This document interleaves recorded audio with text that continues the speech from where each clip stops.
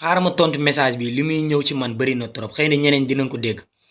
kii nee na Bamba invitation ku ko bëgg defal ku nekk Sénégal fan laay jaar dimbali ma si boo si xamee dara ngir yàlla. première nit ki bala nga koy invité nga nekk Espagne ngay invité nit ki pour mu ñëw fii première da ngay yore këyit ba pare résidence boo ko amul doo mën a invité nit. deuxième bi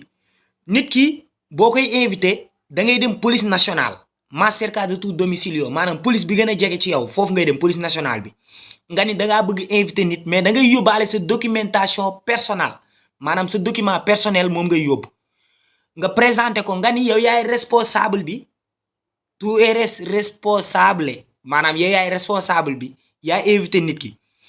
dina la laaj sa documentation personnelle dina la laajaale vivienda maanaam dëkkuwaay